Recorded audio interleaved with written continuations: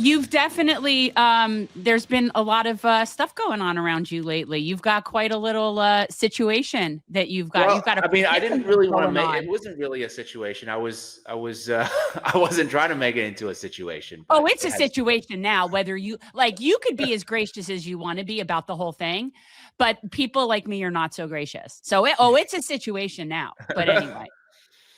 But thanks for having me on. Yeah, I mean, there's been a crazy, I would say, I think things started kind of going down. I don't think it was related to the Breaking Points thing, but the TikTok ban definitely was related to the Anti-Semite of the Week recognition, if I might add. That's when I think they started really sort of sending people to report my accounts and stuff like that. James, if you can talk about, again, we addressed it even earlier in the live stream. A lot of people get caught up in this idea that it's about we've got to end, we got to stop AIPAC. It's like, yeah, you can stop AIPAC, but that's one of dozens. There are tons of these pro-Israel NGOs out there. And if you could just update the audience about Stop Antisemitism, because it is one of several, but it does appear that the woman who runs this organization is relentless beyond words in terms of fighting on behalf of the pro-Israel cause and basically trying to ruin people's lives in the process in terms of how they go about doing their business. Totally. I mean, I actually just did a video about them today, just trying to find out more information. I did a dig a few months ago, and then I just added it to it. But just the skinny of it, yes, the organization is called Stop Antisemitism. It's supposedly going after, people who I guess are saying hateful things or whose behavior is hateful towards Jewish people. But what you find in a lot of these instances where they're highlighting certain accounts, and it's not just media figures, they're going after regular people. And when I was digging through some of the people that they've highlighted on their page, it's like folks who are reposting Al Jazeera articles. I saw one person, a university professor, who was merely just reposting an article from Al Jazeera about, the atrocities in Gaza, whether it be about the starvation or about children getting maimed and things like that. And they cited that as anti-Semitic, and they sent people, and they even brag that of the 1,000 people that they've sort of gone after in the last year or two, over 400 of them have been fired.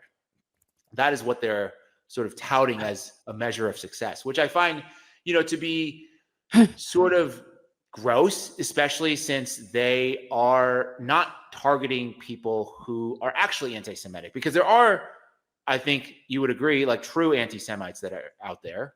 Yes, and just to stop you 1 second, let me give everyone a reminder. Please remember, we are doing our own Anti-Semite of the Year. Today, we will be doing a poll at the end of the show. Throw in your nominees, and we're going, James, just, anti-Semites are people that have done the most damage to Jews around the world over the past year. Legitimately, Netanyahu's got to be at the top of that list, I feel. Well, okay, and you know what? Let me put that out there, guys. We're taking Milikowski off the table. We're going to assume him. So let's go with everyone but him, because that's just, I mean, that's pretty clear. Okay, so sorry, continue. No worries. So then you start digging into the financials of this. So Stop Antisemitism is not a 501c3, which is actually quite rare because most of these organizations are nonprofits. So this is actually just a separate private entity that's been carved out. And who has it been carved out by? Look that up. So that's been carved out by Adam Milstein, who is a very big time pro-Israeli, not even pro-Israeli. He is Israeli. He is a big donor, billionaire type of person who's been involved in this. So he actually just hired her for a different nonprofit that he runs called the Morona Family Foundation. That is, that funds a lot of other pro-Israel causes, that gets money from other Israeli institutions. And because what I found out in this dig, and I think Anna Kasparian was talking about this on TYT, they were saying that Stop Antisemitism is actually being sued because of defamation, because they've literally gone after people who haven't done these things. And they said it's actually really difficult to find where she is because she's using, addresses that are not, they call them fake addresses, but they're putting addresses down at these random buildings that they're actually not housed in. So they can't actually find where she is. And so then I was trying to do a dig on that.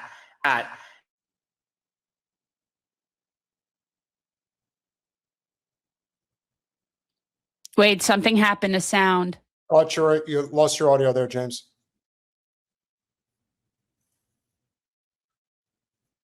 Not yet. Hold on. That was weird.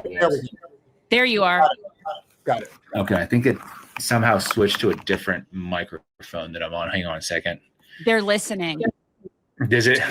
Well, obviously. Yeah. Is that, can you hear me again? Yep. Very good. Okay. Yep. Perfect. So it actually is tied to this real estate company called Hager. What was the name of it? It was like Hager Pacific or something like that. Hager Pacific. Yeah, that's what it was. I have nothing to do with this, please. Yeah, I was going to say, hey, hello. But Hager Pacific is owned by Adam Milstein. So I'm like, oh, this is probably where she's getting all these addresses from, because it's housed, this group is like housed within this real estate umbrella. So I'm sure they have a plethora of addresses that they can tap into to try to hide where this entity actually lives, because what they do is pretty nefarious in my opinion, in that it's tying together all these things that they're going after people specifically for Israel criticism, which I think in the long run probably isn't going to work out for them, because when you have Miss Rachel, at the top of the list of anti-Semites of the year, people will start to realize this is kind of a farce, right? Because you're skipping Nick Fuentes. You're not to say that Fuentes is always wrong, but like, he has actually said, no, I think Jewish people are a big problem in this country and we have to get rid of them. That's when, I saw that on Tucker, when Tucker's like, no, I don't think it's, I don't ascribe that to a certain religion. And he's like, no, hear me out, blah, blah, blah. So that that should be, highlighted, or people who actually go out and, harm Jewish people. Those people are not on the list. It's like Miss Rachel does a video with a Gazan child with a missing arm, and now she's, anti-Semite, in the running. She's very threatening, Miss Rachel. The lady's name is Liora Rez. She's the founder and executive director of Stop Antisemitism, a refugee from the former Soviet Union where anti-Semitism was rampant. Well, Jen, you could speak to that a little bit. How can I speak to that? Well, your family fled the pogroms. That was when it was Russia. I don't know. Again, another person who's conflating Russia and the Soviet Union. I have no connection to the Soviet Union. My people left from the turn of the last century. I just want people to, first of all, of course, she's also wearing a sweater of some kind with the entire, Star of David like outlined. I bring this up for a reason, and this is something that we've repeatedly pointed out on our channel. This is a class war, nothing more. That is what this has always been. That is what this is always going to be. Liora Rez is a very well-off, affluent individual. That is why she has the pleasure of making other people's lives miserable. This is what they do. They don't give a damn who they hurt. They don't care who they run over. That's why they have millions of dollars that get funneled into these organizations. But the thing that you brought up, which I thought was interesting, is that you said that this is not a 501c3. This is not a traditional nonprofit. So it almost makes one wonder, is Liora Rez just simply working on behalf of the Israeli government and is not registered under FARA because the Israelis just simply don't think that they have to do that and our government never enforces it? Well, she works for Adam Milstein, so she's on a couple of his nonprofit at the top, the principal on, like, she is the top of the Morona Family Foundation, I believe. And according to the latest 990, I think her salary there alone was about 180K, but that was from 2023. So that was, a little bit outdated. So and that's just one of them. I think she's on multiple nonprofit payrolls. So yeah, she's getting people paid like very her. handsomely. It's not the salary. It's not the salary. The salary is not the thing. Well, the salary, she's making a nice and comfortable living with that salary, but what she's doing is, in my opinion, like inflicting harm on regular people who are just trying to be out there, like sharing, the atrocities that they saw that day. And then they're saying, no, this is an anti-Semite and we have to get them fired from their job, which is, the goal obviously is to tell people, or to telegraph that you shouldn't share this information, because if you do, you may lose your job. I think it's I think it's unfortunate. You know, I'm not going to speak ill of, you know, your former employer. We don't do that. Yeah, But I don't think it's related to that. I mean, Breaking Points does a lot of anti-Israel coverage all the time. I don't think it's related. If I were to speak candidly, I don't know the reason because I wasn't told, other than the fact that they said they're going to end the partnership and they're moving in a different direction. I think it actually has to do with more of the Charlie Kirk stuff that I've been doing. That's what I said to Peter. Yeah, because if you notice in their coverage, they don't really talk about Charlie. Well, they did some coverage of it, but it was mostly sticking to the FBI storyline of we have this kid and his trans boyfriend person, and it was, you know, this Mauser 98, 30-06, whatever Kash Patel said, that they more or less went with it. They went with the text messages. And I have been out there pretty vocally saying, I don't think this story's right. You know, I'm not as going probably nearly as far as people like Candace Owens and getting into the Egyptian plains and things like that.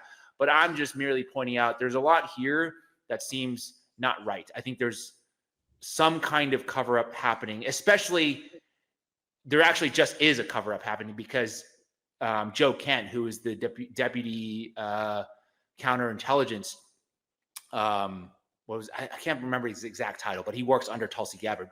Anyways, he was trying to open an investigation just to make sure that there wasn't some foreign involvement in the assassination. And Kash Patel went in, had a huge blowout, got Trump and Pam Bondi involved to shut down that investigation. So when I see something like that, that is actually just a cover up, because if you don't think that there's anything there, what's the harm in letting somebody with his job? His job literally is counterintelligence or counterterrorism. So why not have him look at it and just make sure that's just checked off the list? To me, that's when you say you're not allowed to look into something, either A, you know the answer to it, or B, you don't want to know the answer because you think it's going to mess something up within your particular narrative.